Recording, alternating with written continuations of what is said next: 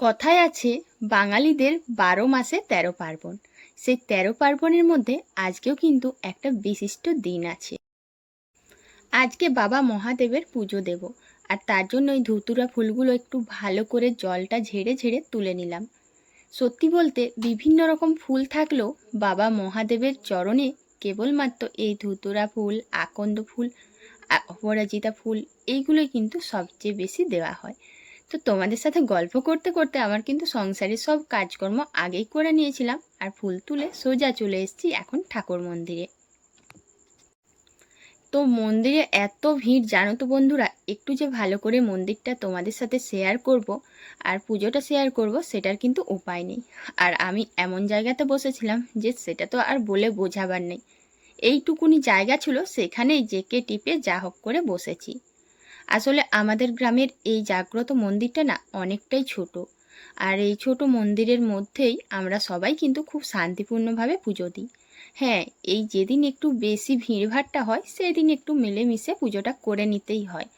আর অতটা যে অনেকক্ষণ সময় নিয়ে করব সেরকম কিন্তু কোনো ব্যাপার থাকে না। মন শান্তি তো সব শান্তি। তো এদিকে তাড়াহুড়ো ঠেলাঠেলি করে একটু পুজোটা দিয়েই দিয়েছি, আর এখন চলে এসেছি বাইরে এই মোমবাতিটা দিতে। আসলে মেলের বার ছিল আজ। তো তোমরা তো সবাই জানো, বিশেষ করে গৃহিণীরা, আজ হচ্ছে চৈত্র সংক্রান্তির মেলের বার। আর এই মেলের বার কেবলমাত্র মায়েদের জন্য। মায়েরা পুজো দেয় তাদের সন্তানদের মঙ্গল কামনা করে। একজন মা তার সন্তানদের মঙ্গল কামনার জন্য কত কিছু করতে পারে, সেখানে বাবা মহাদেবের পুজো দিতে পারবো না এমনটা কি করে হয়। তাই ভিড়ের ঠেলাঠেলির মধ্যে পুজো দিয়ে এখন আমরা সবাই গল্প করতে করতে আনন্দ করতে করতে বাড়ি ফিরছি। তো মন্দিরের পুজো দেওয়াটা না অনেক তাড়াহুড়ো করে হলো, তার জন্য তোমাদের সাথে আর বেশি কিছু শেয়ার করতে পারলাম না। কিন্তু মনের থেকে একটা আলাদা ভক্তি উঠে এসেছিল, একটা আলাদা সুখ শান্তি ফিরে পেলাম যে হ্যাঁ, আমি আমার সন্তানের মঙ্গল কামনা করতে পেরেছি, পুজোটা করতে পেরেছি। আর এদিকে দেখো, এটা হচ্ছে আমার দিদির ননদ। তো সে যেহেতু অনেকটাই পেটে, তাই ক্যামেরায় আসছিল না বলে বলল আমি একটু দূরে যাচ্ছি। তাই বারবার দূরে থাকছিল বলে তোমাদের সাথে শেয়ার করলাম। এই যে মেলের বারটা, এটা কেবলমাত্র সন্তানদের মঙ্গল কামনার্থে। আর এটা জানো তো আমরা সেই ছোটোবেলা থেকেই দেখে আসছি মা কাকিমা ঠাকুমাদের সবার কাছ থেকে। তো আমিও বিয়ের পর যখন বাচ্চা হয় তারপর থেকে আমি এই নিয়মটা, এই পুজোটা পালন করে আসার চেষ্টা করি।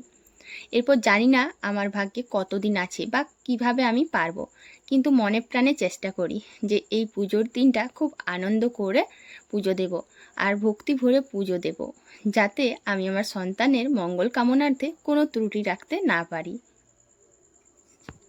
আজকে যেহেতু নিরামিষ, তাই আজকে ভাবলাম যে সবার জন্য একটু খিচুড়ি বানিয়ে নিই।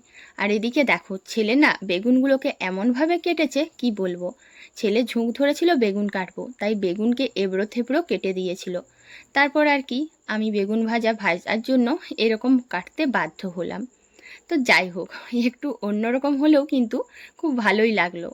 আর এদিকে করব একটু কুঁদরি ভাজা। জানো তো, কুঁদরি ভাজাগুলো করব ভাবছি, কিন্তু এদিকে আমার ছেলে আবার ঝুঁক ধরেছে, মা এরকম কুঁদরি ভাজা করবে না, ছোট ছোট করে কাটো।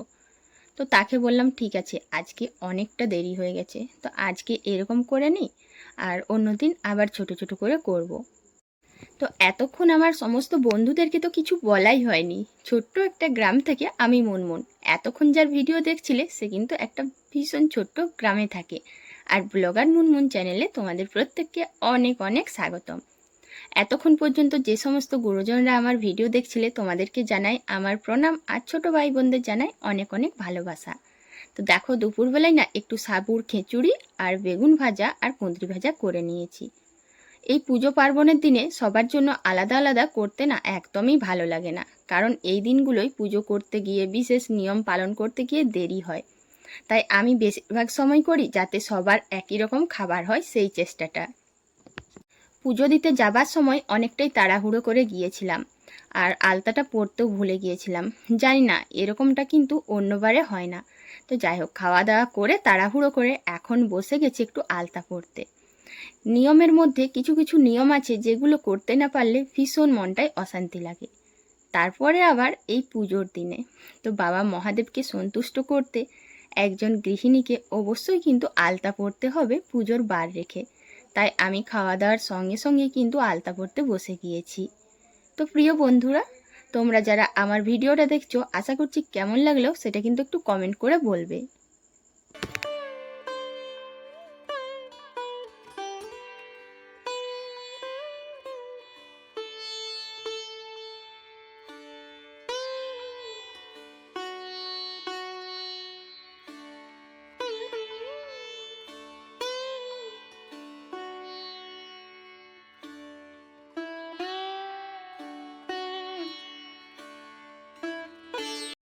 আলতা পরতে ভীষণ ভালোবাসি, কিন্তু তবুও জানো তো প্রতিদিন আলতা পরা হয় না। তবে এই বারব্রতর দিনে আলতা না পরে একদমই থাকতে পারি না, মনটা উসখুস করে। তো এদিকে দেখো আলতাটাও খুব তাড়াতাড়ি পরে নিয়েছি। আর আমার কোন কোন বন্ধুরা মেলের বার করেছিলে তাদের সন্তানের মঙ্গল কামনার্থে অবশ্যই কিন্তু একটু কমেন্ট করে বলবে।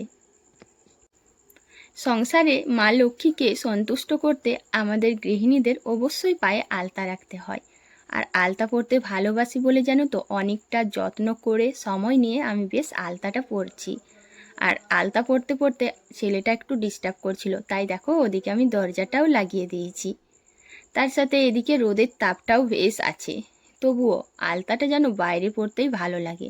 বদ্ধ রুমের মধ্যে আলতা পরতে একদম ভালো লাগে না।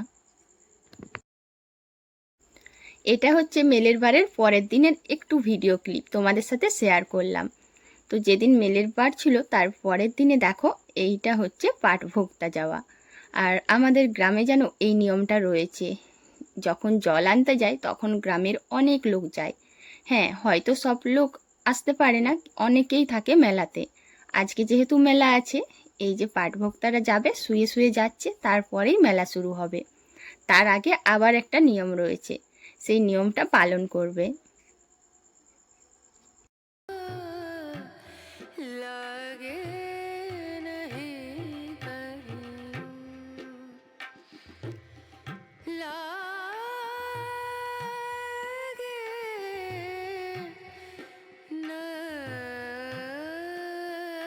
তো প্রিয় বন্ধুরা, আজকের এই ছোট্ট ভিডিওটা তোমাদের কেমন লাগলো অবশ্যই কিন্তু একটু জানিও। আজকের ভিডিও এখানেই শেষ করছি, টাটা।